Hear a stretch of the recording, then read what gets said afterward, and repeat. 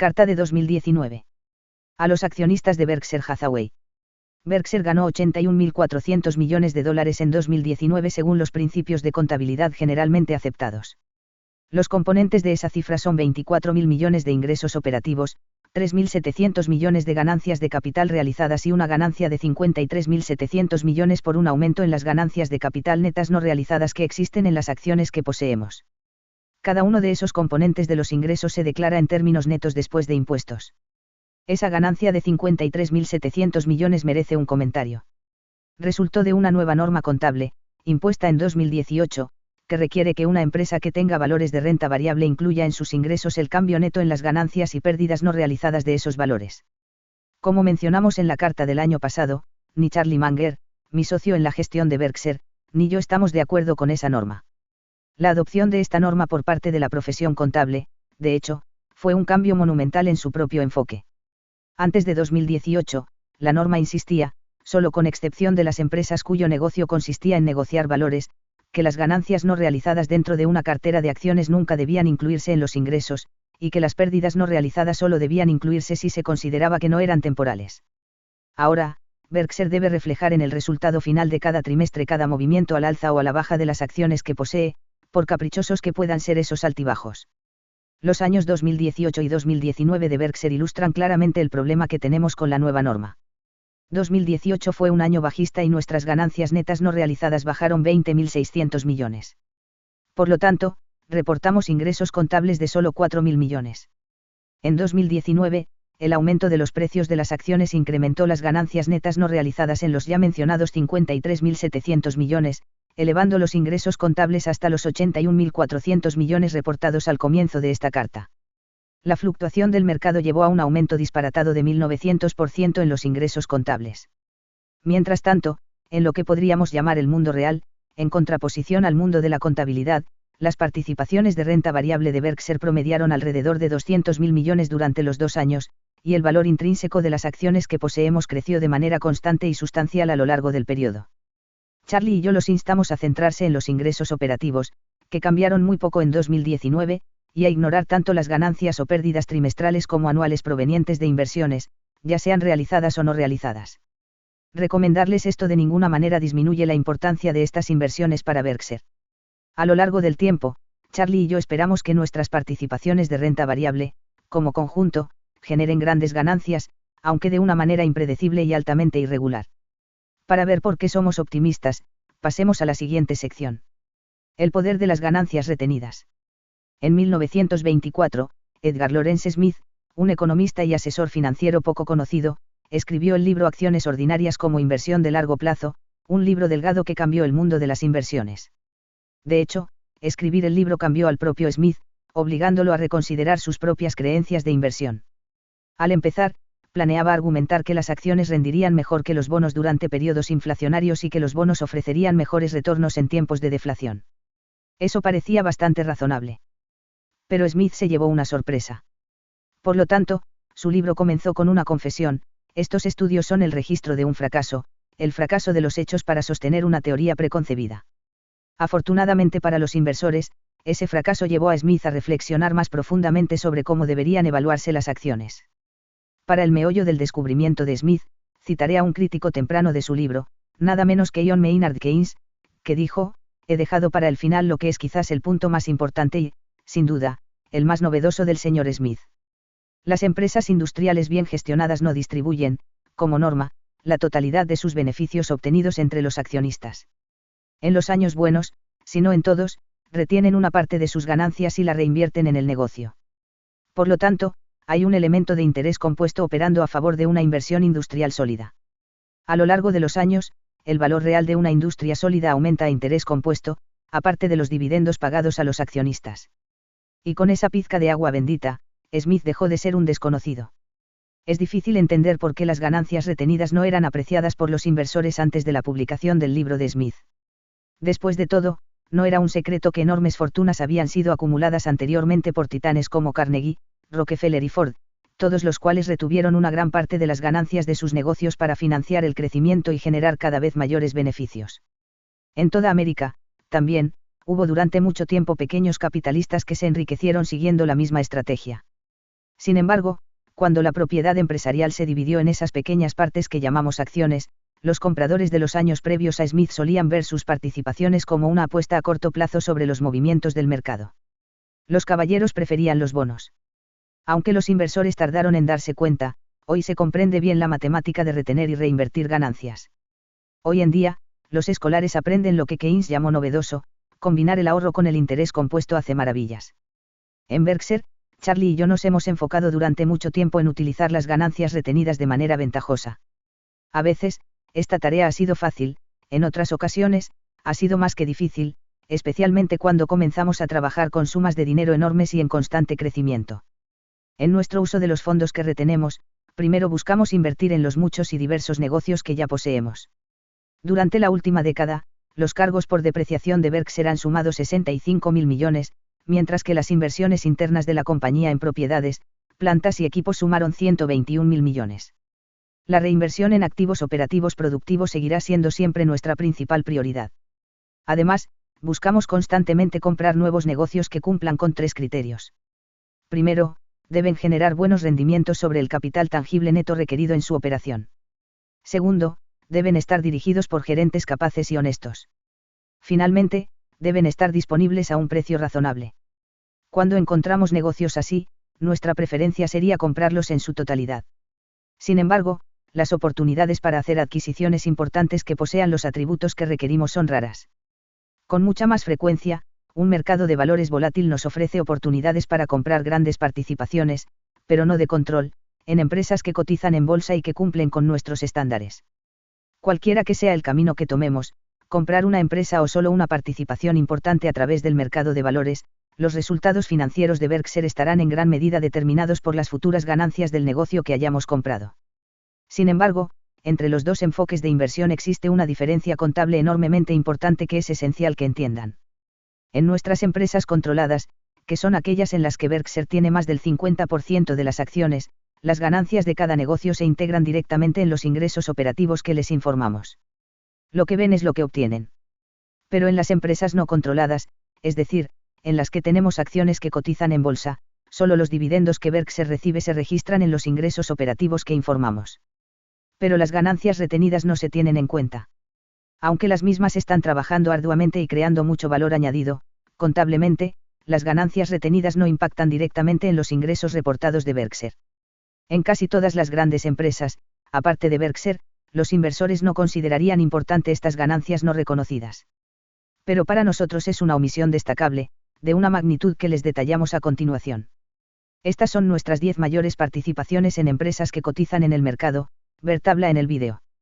La tabla distingue entre las ganancias contables, que solo son los dividendos que Berkshire recibe de cada uno de esos 10 negocios, y nuestra parte, por así decirlo, de las ganancias que estas empresas retienen y ponen a trabajar. Normalmente, esas compañías utilizan las ganancias retenidas para expandir su negocio y aumentar su eficiencia.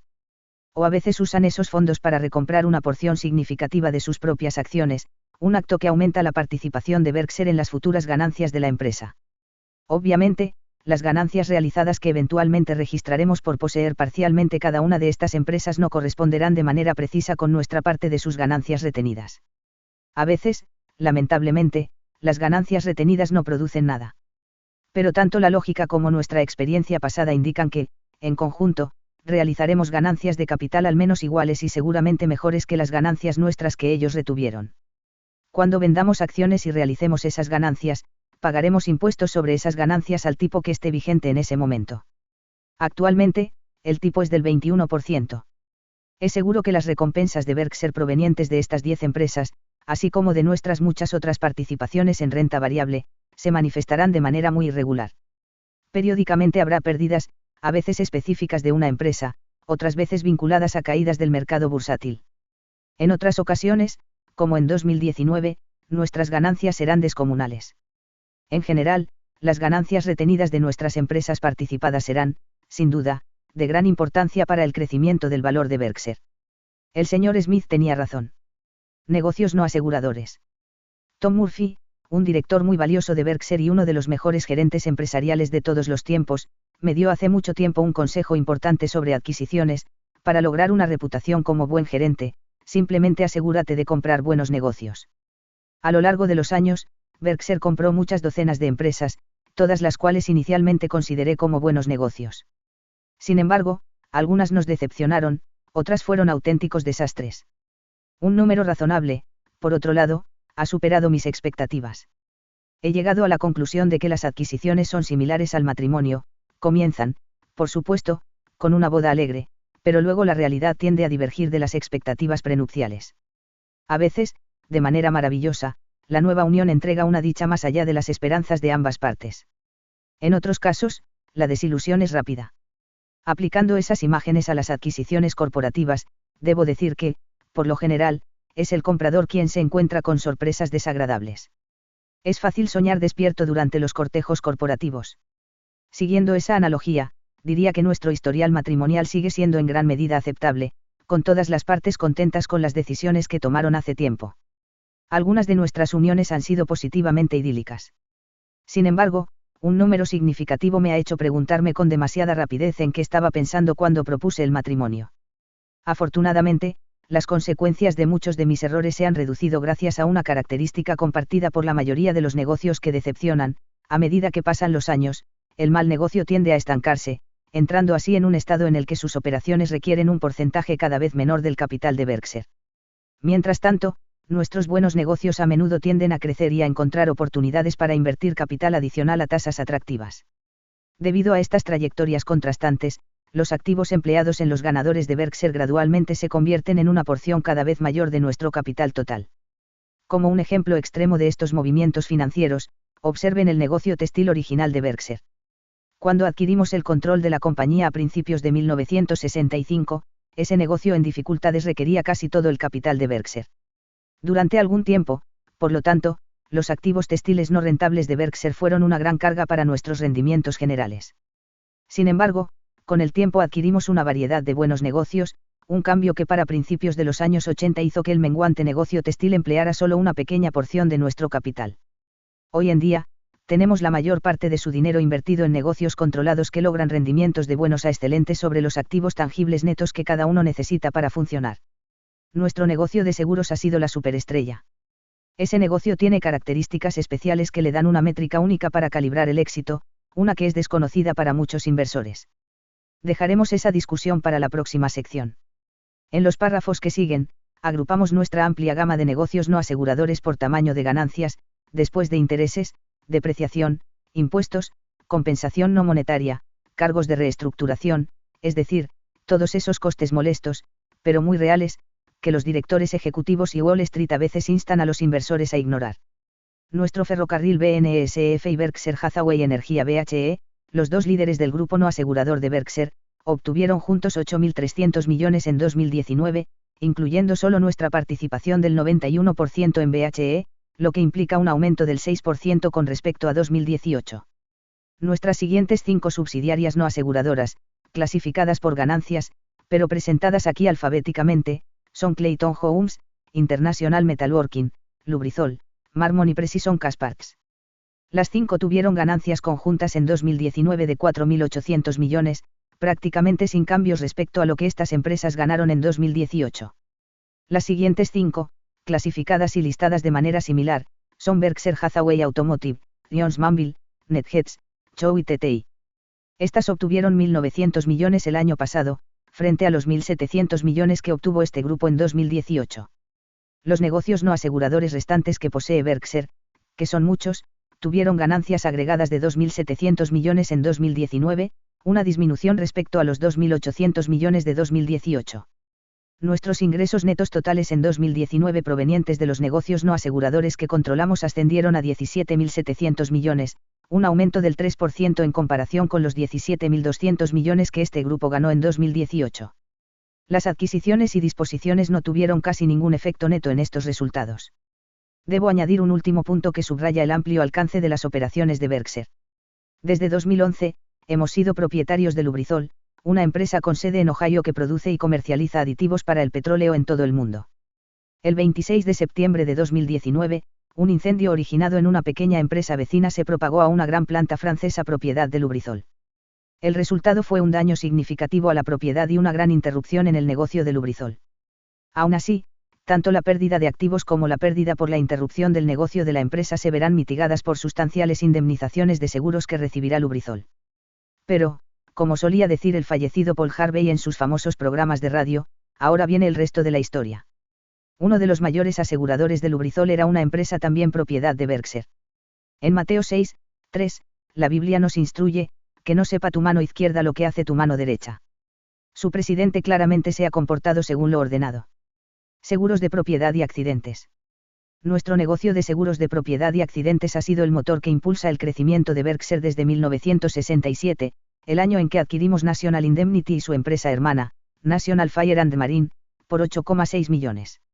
Hoy en día, National Indemnity es la mayor compañía del mundo en este tipo de seguros, medida según su patrimonio neto. El seguro es un negocio de promesas, y la capacidad de Berkshire para cumplir con sus compromisos es inigualable. Una de las razones por las que nos atrajo el negocio de seguros de propiedad y accidentes fue el modelo de negocio de la industria. Las aseguradoras reciben las primas por adelantado y pagan las reclamaciones más tarde. En casos extremos, como reclamaciones derivadas de la exposición al asbesto o accidentes graves en el lugar de trabajo, los pagos pueden extenderse durante muchas décadas. Este modelo de cobrar ahora y pagar después deja a las compañías de seguros con grandes sumas de dinero, que llamamos capital flotante, que eventualmente irán a otras personas. Mientras tanto, las aseguradoras pueden invertir ese capital flotante en su propio beneficio. Aunque las pólizas individuales y las reclamaciones van y vienen, la cantidad de capital flotante que posee una aseguradora suele mantenerse bastante estable en relación con el volumen de primas. Por lo tanto, a medida que nuestro negocio crece, también crece nuestro capital flotante. Y ha crecido mucho, como muestra la siguiente tabla, ver tabla en el vídeo. Podríamos experimentar con el tiempo una disminución del capital flotante. Si así fuera, la disminución sería muy gradual, como máximo un 3% en cualquier año. La naturaleza de nuestros contratos de seguros es tal que nunca estaremos sujetos a demandas inmediatas o a corto plazo de sumas que sean significativas para nuestros recursos de efectivo. Esta estructura es intencional y es un componente clave de la incomparable solidez financiera de nuestras compañías de seguros. Esa fortaleza nunca será comprometida. Si nuestras primas superan el total de nuestros gastos y pérdidas eventuales, nuestro negocio asegurador registra una ganancia por suscripciones que se suma a los ingresos por inversiones que produce el flotante. Cuando se obtiene tal ganancia, disfrutamos del uso de dinero gratuito y, mejor aún, nos pagan por tenerlo. Para la industria de seguros en general, el valor financiero del capital flotante es ahora mucho menor de lo que fue durante muchos años. Esto se debe a que la estrategia de inversión estándar para casi todas las compañías está fuerte y correctamente inclinada hacia bonos de alta calidad. Por lo tanto, los cambios en las tasas de interés son de gran importancia para las compañías de seguros, y durante la última década, el mercado de bonos ha ofrecido tasas muy bajas. En consecuencia, las aseguradoras se vieron afectadas, ya que año tras año se vieron obligadas, sea por vencimientos o la amortización anticipada de títulos, a reinvertir ese dinero en nuevos bonos con rendimientos mucho más bajos. Mientras que antes estas aseguradoras podían ganar de manera segura 5 o 6 centavos por cada dólar de capital flotante, ahora solo reciben 2 o 3 centavos, o incluso menos si sus negocios se concentran en países atrapados en la tierra de los tipos de interés negativos. Algunas aseguradoras pueden intentar mitigar su pérdida de ingresos comprando bonos de menor calidad o inversiones alternativas no líquidas que prometen mayores rendimientos. Pero esos son juegos peligrosos y actividades para las que la mayoría de las instituciones no están bien preparadas. La situación de Berkshire es más favorable que la de las aseguradoras en general. Lo más importante es que nuestra inigualable montaña de capital, abundancia de efectivo y una enorme y diversa fuente de ingresos no relacionados con seguros nos otorgan una flexibilidad de inversión mucho mayor que la disponible para otras compañías de la industria. Las muchas opciones abiertas para nosotros son siempre ventajosas, y a veces nos han presentado oportunidades importantes. Mientras tanto, nuestras compañías de seguros de propiedad y accidentes han tenido un excelente historial de suscripción de nuevas pólizas. Berkshire ha operado con ganancias de suscripción durante 16 de los últimos 17 años, siendo la excepción 2017, cuando nuestra pérdida antes de impuestos fue de 3.200 millones. Durante todo el periodo de 17 años, nuestra ganancia antes de impuestos ascendió a 27.500 millones, de los cuales 400 millones se registraron en 2019. Ese historial no es una coincidencia, la evaluación disciplinada del riesgo es el enfoque diario de nuestros gerentes de seguros, quienes saben que las recompensas del flotante pueden verse ahogadas por malos resultados de suscripción. Todas las aseguradoras hablan de este mensaje, pero en Berkshire es una religión. Como hice muchas veces en el pasado, enfatizo ahora que los resultados felices en el mundo de los seguros están lejos de ser una certeza, definitivamente no tendremos ganancias de suscripción en 16 de los próximos 17 años. El peligro siempre acecha. Los errores en la evaluación de riesgos pueden ser enormes y pueden tardar muchos años, incluso décadas, en aparecer y madurar. Ocurrirá una catástrofe mayor que eclipsará a los huracanes Katrina y Michael, tal vez mañana, tal vez dentro de muchas décadas. Esa catástrofe puede provenir de una fuente tradicional, como el viento o un terremoto, o puede ser una sorpresa total que implique, por ejemplo, un ciberataque con consecuencias desastrosas más allá de lo que las aseguradoras ahora contemplan. Cuando ocurra tal megacatástrofe, Berkshire tendrá su parte de las pérdidas y serán grandes, muy grandes. Sin embargo, a diferencia de muchas otras aseguradoras, asumir esa pérdida no pondrá en peligro nuestros recursos, y estaremos ansiosos por expandir nuestro negocio al día siguiente. Cierra los ojos por un momento e intenta imaginar un lugar que pueda dar origen a una aseguradora de propiedad y accidentes. Nueva York. Londres. Silicon Valley. ¿Qué tal Wilkes-Barre? A fines de 2012, Ajit Jain, el invaluable gerente de nuestros negocios de seguros, me llamó para decirme que estaba comprando una pequeña compañía, Ward Insurance Group, en Wilkes-Barre, una pequeña ciudad de Pensilvania por $221 millones, que era aproximadamente su valor contable en ese momento. Agregó que Cy Fogel, el CEO de Ward, iba a ser una estrella en Berkshire. Tanto Ward como Cy eran nombres nuevos para mí. Bingo, en 2019, Ward tuvo un volumen de primas de $1.900 millones, un aumento del 379% desde 2012. Desde que se unió a Berkshire, Cy ha dirigido la compañía hacia nuevos productos y nuevas regiones del país y ha aumentado el capital flotante de Ward en un 265%. En 1967, Omaha parecía un lugar poco probable para el lanzamiento de un gigante de seguros de propiedades y accidentes. Wilkes-Barre bien podría entregar una sorpresa similar. Berkshire Hathaway Energía. Berkshire Hathaway Energía celebra ahora 20 años bajo nuestra propiedad. Este aniversario sugiere que deberíamos ponernos al día con los logros de la empresa. Comenzaremos con el tema de las tarifas de electricidad. Cuando Berkshire ingresó a este negocio en el año 2000, al comprar el 76% de BHE, los clientes residenciales de la compañía en Iowa pagaban un promedio de 8,8 centavos por kilovatio hora. Desde entonces, los precios para los clientes residenciales han aumentado menos del 1% anual, y hemos prometido que no habrá aumentos en la tarifa base hasta 2028. En cambio, en la otra gran empresa privada de servicios públicos de Iowa, el año pasado, las tarifas que cobraba a sus clientes residenciales fueron un 61% más altas que las de BHE. Recientemente, esa empresa obtuvo un aumento en las tarifas que ampliará la diferencia al 70%. La extraordinaria diferencia entre nuestras tarifas y las de ellos se debe en gran medida a nuestros enormes logros en la conversión de viento en electricidad. En 2021, esperamos que BHE genere alrededor de 25,2 millones de megavatios hora de electricidad en Iowa a partir de turbinas eólicas. Esa producción cubrirá totalmente las necesidades anuales de sus clientes en Iowa, que son unos 24,6 millones de megavatios hora. En otras palabras, nuestra empresa habrá alcanzado la autosuficiencia eólica en el estado de Iowa. En contraste, esa otra empresa de Iowa genera menos del 10% de su energía a partir del viento. Además, no conocemos ninguna otra empresa privada de servicios públicos que, para 2021, haya logrado una posición de autosuficiencia eólica. En el 2000, BHE estaba sirviendo a una economía basada en la agricultura. Hoy, 3 de sus 5 clientes más grandes son gigantes de la tecnología. Creo que sus decisiones de establecer plantas en Iowa se basaron en parte en la capacidad de BHE para ofrecer energía renovable a bajo costo. Por supuesto, el viento es intermitente, y nuestras aspas en Iowa giran solo parte del tiempo. En ciertos periodos, cuando el aire está quieto, recurrimos a nuestra capacidad de generación no eólica para asegurar la electricidad que necesitamos.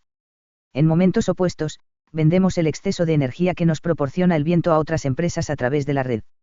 La energía que les vendemos sustituye su necesidad de un recurso de carbono, como el carbón o el gas natural.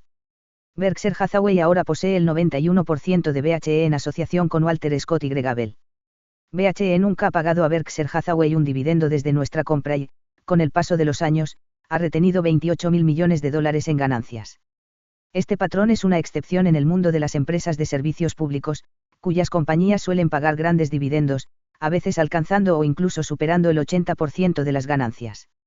Nuestra visión, cuanto más podamos invertir, más nos gusta. Hoy, BHE tiene el talento operativo y la experiencia para gestionar proyectos realmente enormes, que requieren inversiones de $100.000 millones o más, que podrían beneficiar a nuestro país, nuestras comunidades y nuestros accionistas.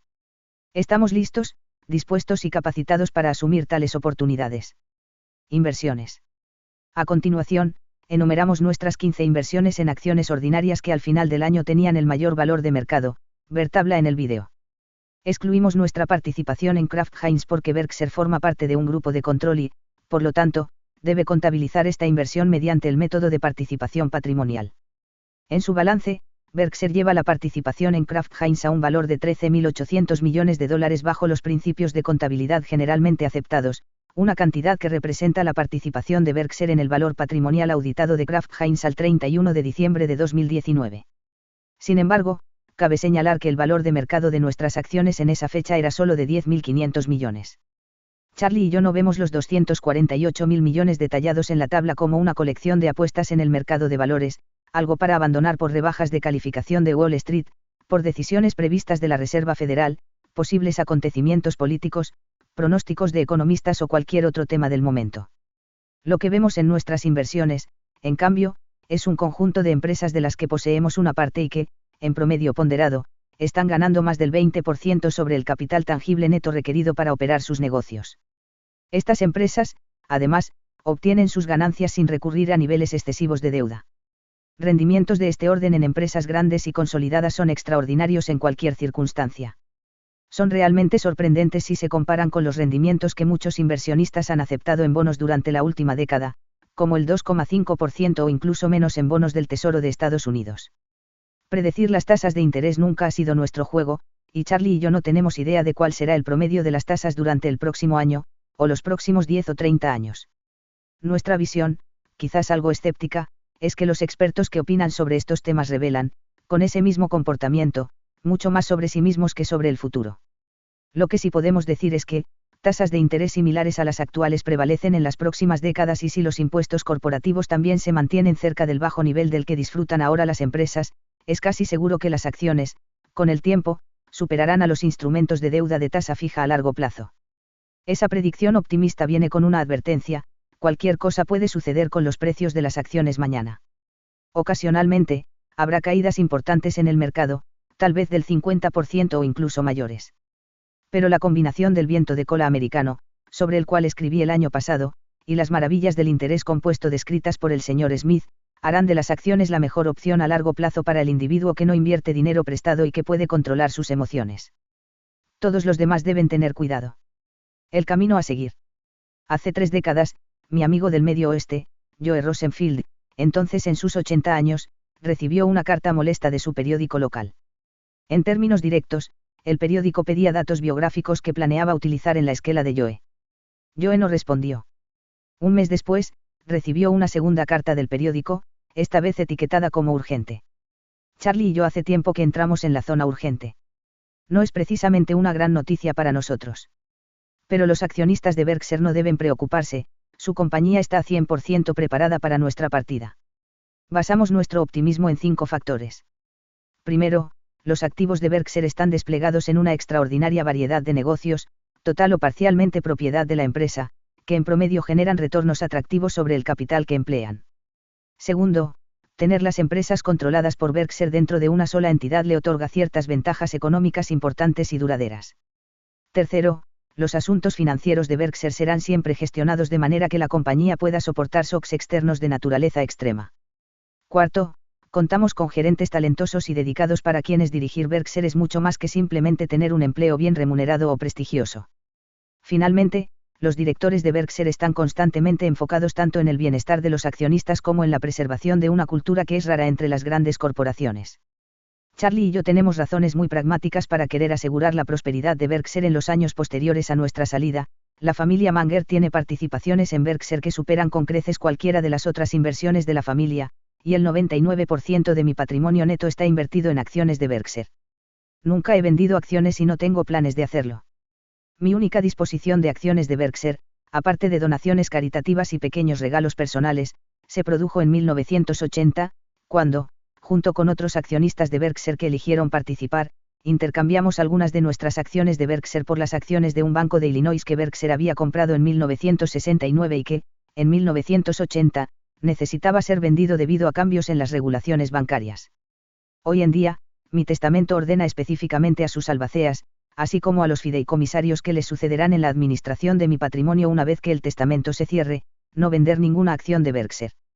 Mi testamento también exime tanto a los albaceas como a los fideicomisarios de cualquier responsabilidad por mantener lo que, obviamente, será una concentración extrema de activos.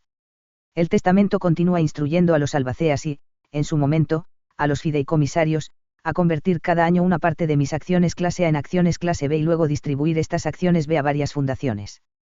Esas fundaciones deberán asignar sus donaciones de inmediato. En total, estimo que tomará de 12 a 15 años para que la totalidad de las acciones de Berkshire que posea al momento de mi muerte ingrese al mercado. De no ser por la disposición en mi testamento de que todas mis acciones de Berkshire deben mantenerse hasta las fechas programadas de distribución, la opción segura para mis albaceas y fideicomisarios sería vender las acciones de Berkshire bajo su control temporal y reinvertir los ingresos en bonos del Tesoro de los Estados Unidos con vencimientos coincidentes con las fechas programadas para las distribuciones. Esa estrategia dejaría a los fiduciarios inmunes tanto de la crítica pública como de la posibilidad de responsabilidad personal por no actuar de acuerdo con el estándar de prudencia. Yo mismo me siento seguro de que las acciones de Berkshire proporcionarán una inversión segura y gratificante durante el periodo de disposición. Existe siempre una posibilidad, improbable, pero no despreciable, de que los acontecimientos demuestren que estoy equivocado. Sin embargo, creo que hay una alta probabilidad de que mi decisión aporte recursos mucho mayores a la sociedad de lo que resultaría de un curso de acción convencional. La clave para dar mis instrucciones de mantener mi patrimonio solo en acciones de Berkshire incluso después de mi muerte, es mi confianza en el criterio futuro y la lealtad de los directores de Berkshire. Estos se verán regularmente tentados por intermediarios de Wall Street que buscan cobrar comisiones. En muchas empresas, estos supervendedores podrían ganar. Sin embargo, no espero que eso ocurra en Berkshire. Juntas directivas. En los últimos años, tanto la composición de las juntas directivas corporativas como su propósito se han convertido en temas candentes. En el pasado, el debate sobre las responsabilidades de las juntas estaba en gran parte limitado a los abogados, hoy, los inversores institucionales y los políticos también intervienen. Mis credenciales para hablar de gobierno corporativo incluyen el hecho de que, en los últimos 62 años, he servido como director de 21 empresas cotizadas. En todas menos en 2, he representado una participación sustancial de acciones. En algunos casos, he tratado de implementar cambios importantes. Durante los primeros 30 años aproximadamente de mis servicios, era raro ver a una mujer en la sala, a menos que representara a una familia que controlara la empresa. Este año, cabe señalar, marca el centenario de la 19ª enmienda, que garantizó a las mujeres estadounidenses el derecho a que sus voces fueran escuchadas en una urna de votación. Alcanzar un estatus similar en una sala de juntas sigue siendo un trabajo en marcha. A lo largo de los años, han surgido muchas normas relacionadas con la composición y las funciones de las juntas. Sin embargo, el desafío fundamental para los directores sigue siendo el mismo: encontrar y retener un CEO talentoso e íntegro que se dedique a la empresa durante toda su vida laboral. A menudo, esa tarea es difícil. Cuando los directores aciertan, no necesitan hacer mucho más. Los comités de auditoría ahora trabajan mucho más arduamente que antes y casi siempre abordan el trabajo con la seriedad adecuada. No obstante, estos comités aún no son rivales para los gerentes que desean manipular cifras, una conducta que ha sido incentivada por la plaga de dar una previsión de los beneficios futuros y el deseo de los CEO de alcanzar ese objetivo. Mi experiencia directa, limitada, afortunadamente, con CEOs que han jugado con los números de una empresa, indica que fueron impulsados más a menudo por el ego que por el deseo de ganancia financiera. Una mejora muy importante en el gobierno corporativo ha sido obligatoria, una sesión ejecutiva programada regularmente para los miembros del Consejo de Administración en la que se excluye al CEO. Antes de ese cambio, las discusiones realmente francas sobre las habilidades, decisiones de adquisición y remuneración de un CEO eran raras. Las propuestas de adquisición siguen siendo un problema particularmente complicado para los miembros de la Junta. La coordinación legal para realizar acuerdos ha sido refinada y expandida. Pero todavía no he visto a un CEO que desee realizar una adquisición invitar a la reunión a alguien informado que pueda argumentar en contra. Y sí, me incluyo entre los culpables. En general, la cosa está arreglada a favor del acuerdo deseado por el CEO y su personal complaciente. Sería un ejercicio interesante para una empresa contratar a 2 asesores expertos en adquisiciones, uno a favor y otro en contra, para que expusieran sus opiniones sobre un acuerdo propuesto al Consejo de Administración. El asesor ganador recibiría, por ejemplo, 10 veces la suma pagada al perdedor. No esperes que esta reforma se implemente. El sistema actual, a pesar de sus deficiencias para los accionistas, funciona magníficamente para los CEOs y los numerosos asesores y otros profesionales que se benefician de esos acuerdos. Siempre será válida una advertencia antigua al considerar los consejos de Wall Street: nunca preguntes al peluquero si necesitas un corte de pelo. Con los años, la independencia del Consejo de Administración se ha convertido en un tema de importancia. Sin embargo, un punto clave relacionado con este tema casi siempre se pasa por alto: la remuneración de los consejeros ha subido tanto que, inevitablemente, lo que vayan a cobrar es un factor que, aunque sea de modo inconsciente, afecta las decisiones de los miembros no adinerados del Consejo. Piensa, por un momento, en el consejero que gana entre 250.000 y 300.000 dólares por asistir a reuniones durante unos agradables días 6 veces al año. En general, un puesto en el Consejo se paga 3 o 4 veces el ingreso medio anual de los hogares estadounidenses. Yo perdí ese tren, como director de Portland Gas Light, a principios de los años 60, cobraba $100 anuales por mis servicios. Y para ganar esta suma, tenía que viajar a Maine 4 veces al año. Los miembros del Consejo también tienen una fabulosa seguridad en su empleo, pueden ser educadamente ignorados, pero rara vez son despedidos. En su lugar, un límite de edad, generalmente de 70 o más, es el método estándar para la salida amable de los consejeros. No podemos sorprendernos de que un consejero no adinerado intente ser invitado a un segundo consejo, para pasar a ganar 500.000 o 600.00 dólares anuales. Pero para lograr este objetivo, el consejero no adinerado necesitará ayuda.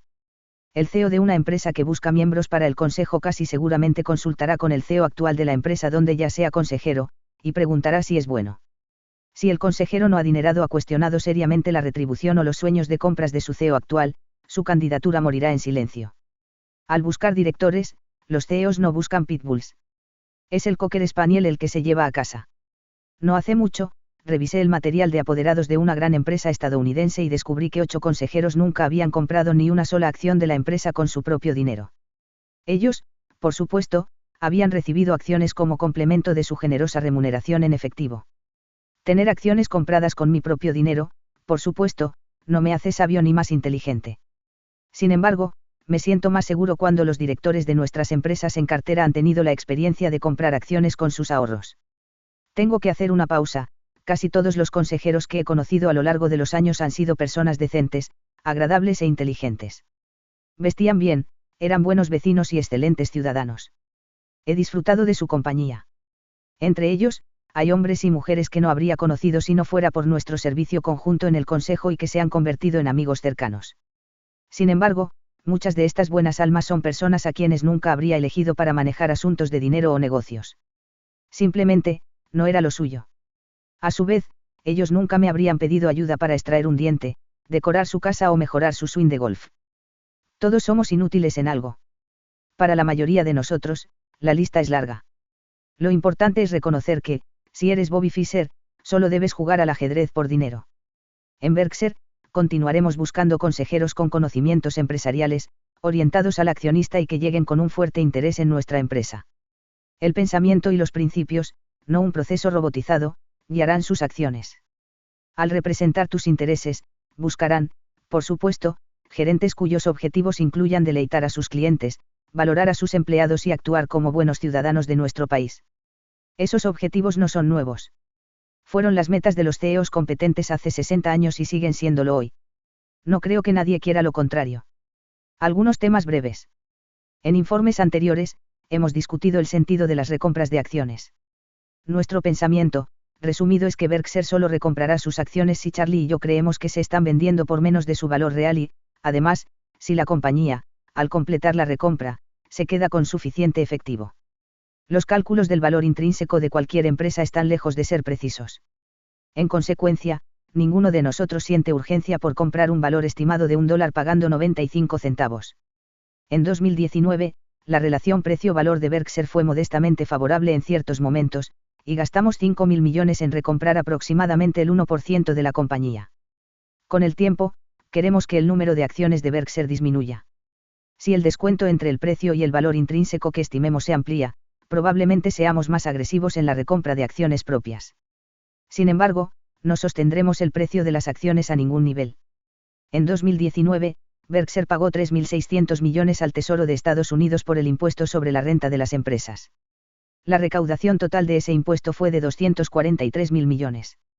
A partir de estas cifras, puedes sentirte orgulloso de que tu empresa contribuyó con un 1,5% de los impuestos federales sobre la renta pagados por todas las empresas de Estados Unidos. Hace 55 años, cuando Berkshire entró en su encarnación actual, la empresa no pagaba nada en impuestos federales sobre la renta porque en la década anterior, el negocio había registrado pérdidas netas. Desde entonces, a medida que Berkshire retuvo casi todas sus ganancias, los beneficiarios de esa política no solo fueron los accionistas de la empresa, sino también el gobierno federal. En la mayoría de los años futuros, esperamos y confiamos en pagar sumas aún mayores al Tesoro. Nuestra reunión anual se llevará a cabo el 2 de mayo de 2020. Yahoo, como de costumbre, transmitirá el evento a todo el mundo. Sin embargo, habrá un cambio importante en nuestro formato. He recibido sugerencias de accionistas, medios y miembros del consejo de que Ajit Jain y Greg Abel, nuestros dos gerentes claves, tengan más participación en la reunión. Ese cambio tiene mucho sentido. Son personas excepcionales, tanto como gerentes como seres humanos, y deberías escuchar más de ellos. Los accionistas que este año envíen una pregunta para que la formulen nuestros 3 periodistas de larga trayectoria pueden especificar que se dirija a Ajit o Greg. Ellos, al igual que Charlie y yo, no tendrán ni la menor idea de cuáles serán las preguntas. Los periodistas alternarán las preguntas con aquellas de la audiencia, que también podrá dirigir preguntas a cualquiera de los 4. El 2 de mayo, ven a Omaha. Conoce a tus socios. Compra algunos productos de Berkshire. Diviértete. Charlie y yo, junto con todo el equipo de Berkshire, estamos deseando verte. Warren Buffett, presidente del Consejo, 22 de febrero de 2020.